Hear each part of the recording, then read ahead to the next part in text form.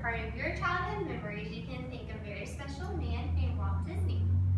All my life, I've grown up going to the Disney parks. I've grown up watching Disney movies, and I've grown up always wanting to work at a Disney park. And ever since I became a Walt Disney World cast member, my love and appreciation for Walt Disney has grown into a deeper respect for him. So tonight we're going to reflect on Walt Disney's humble beginnings, the start of his career, the opening of Disneyland, and the legacy of Walt Disney that still lives on today. According to Melissa Burdick Carmen's article, Walt Disney, Walt always worked hard and did not have time for childhood. Walt was born December the 5th, 1901 to Elias and Flora Disney. He had 3 older brothers, Herbert Raymond and Roy Oliver, and 1 younger sister named Ruth. Roy Oliver and Disney would always be close, although they were 8 years apart. Roy would always look after his little brother.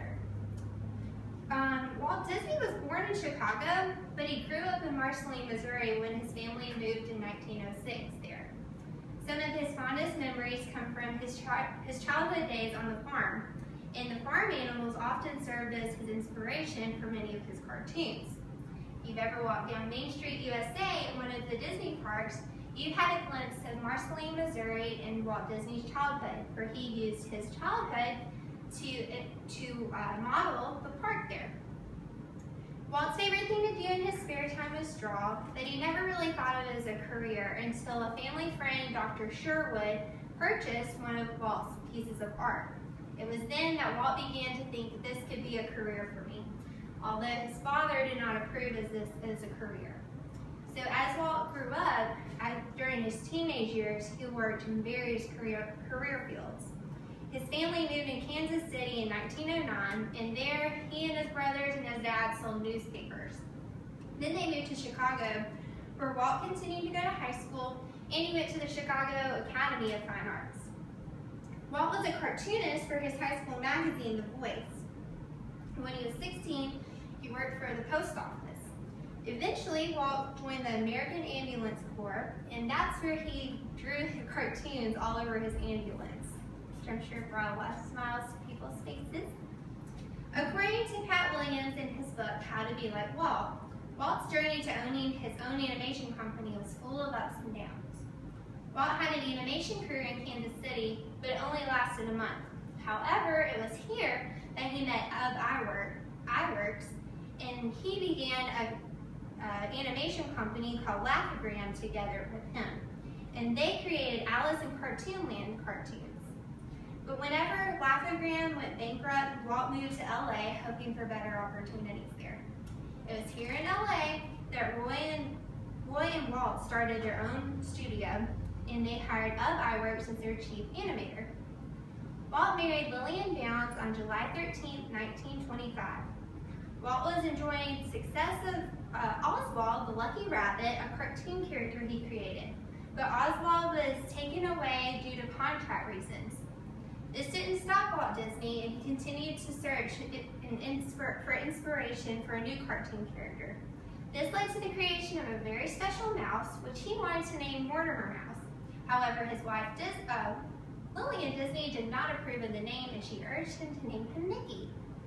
Mickey Mouse debuted on Steamboat Willie cartoon on November 18, 1928, and proved to be an instant success.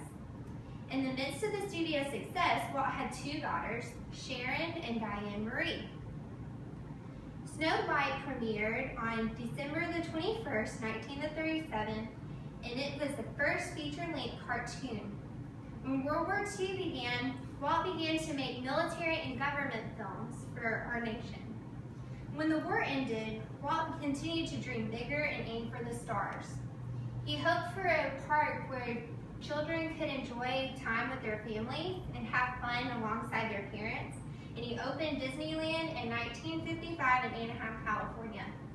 The opening day didn't go as well as everyone hoped for because there was still wet cement, wet paint, and not enough food for all the guests, but this did not stop Walt Disney from dreaming and continuing Disneyland.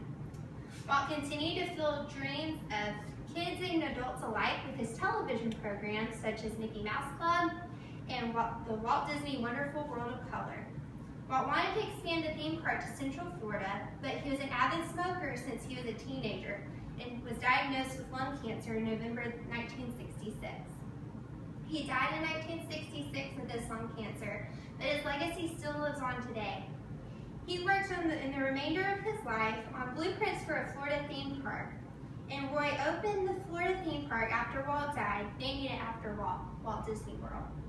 The Walt Disney Company has expanded all over the globe and still continues to expand today.